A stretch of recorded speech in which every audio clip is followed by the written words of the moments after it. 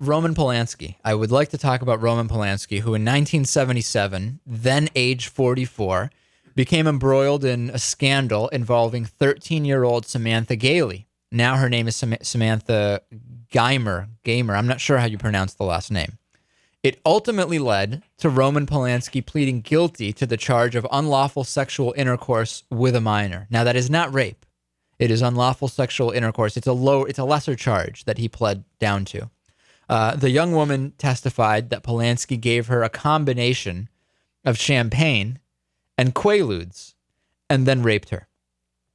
We were talking before off the air, Lewis, whether this was a consensual statutory rape situation where the girl was underage or whether it was forcible rape, so to speak. And from everything I've read, it was forcible rape. Under the terms of the plea agreement, the court ordered Roman Polanski to report to a state prison for 90 days for what's called a psychiatric evaluation. And then he was also permitted to travel abroad because he was working on some kind of project. He did that. He went to Chino State Prison. He was released after 42 days. All parties expected Roman Polanski to only get probation at the sentence hearing that was coming up. But after a supposed conversation with a deputy district attorney in L.A., David Wells, the judge suggested to Polanski's attorneys that he would send the director to prison and order him deported, which in the opinion of some was a too severe punishment, in the opinion of some. In response to that threat of imprisonment, Polanski fled. He left the United States, having completed this 42-day evaluation period, being released. He then fled. He went to London, then to France to avoid extradition by Britain. Long story short, he was arrested entering Switzerland for an event just a few days ago. Incredible amount of controversy over this. Absolutely incredible amount of controversy. And do you think, Lewis, we should just start with what are those who are defending Polanski saying, or should we start with the obvious other side of those that don't defend Polanski? Let's start with the ones defending Polanski. So the argument, and which side of this are you on, by the way, Lewis? Or you want to hear the arguments first? Let's hear the argument. Okay. So those that are defending Polanski are saying a lot of different things, and I'll give the argument, and I'll tell you why I don't think it's a good argument.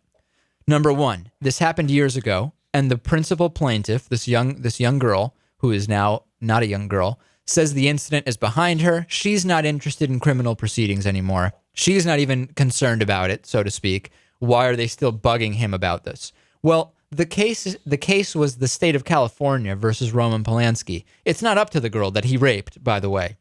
This is the people of versus Roman Polanski. So it doesn't seem legally relevant to me. And again, I'm no lawyer. It doesn't seem legally relevant to me that she thinks that it's behind her. It is behind her. It was a long time ago, but legally, I don't think it's relevant. Number two, some people are saying, hey, this guy survived Nazism and Stalinist persecutions in Poland. Well, that's horrible. It's sad that he had those experiences, but I've never heard of Holocaust survivors and others who have had sad lives being free to commit crimes with absolutely no retribution. Any argument there? No argument. Third, that the statute of limitations would be up already if he had committed the same crime in Europe.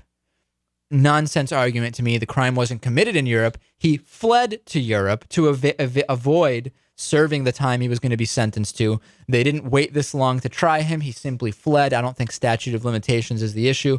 Plus, can you imagine the same being said of a murderer or of a Nazi concentration camp worker? You know, in certain countries, the statute of limitations would have already been up on that. I don't see that as a viable defense. And you've had a lot of people coming out of the woodwork, a lot of Hollywood people, Deborah Winger, for example, saying that they are going after him on what she calls, and I'm quoting here, an arcane technicality. It's an arcane technicality called rape. It doesn't seem that arcane to me. Rape was illegal then. It's illegal now. Yes, I get he pleaded to unlawful sexual intercourse with a minor.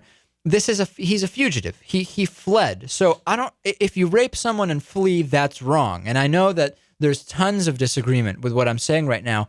It's just hard for me to imagine a situation where, because he successfully avoided his punishment for so long, that it should no longer be followed up on. I just don't understand. I think ultimately his fleeing will probably end up working in his favor.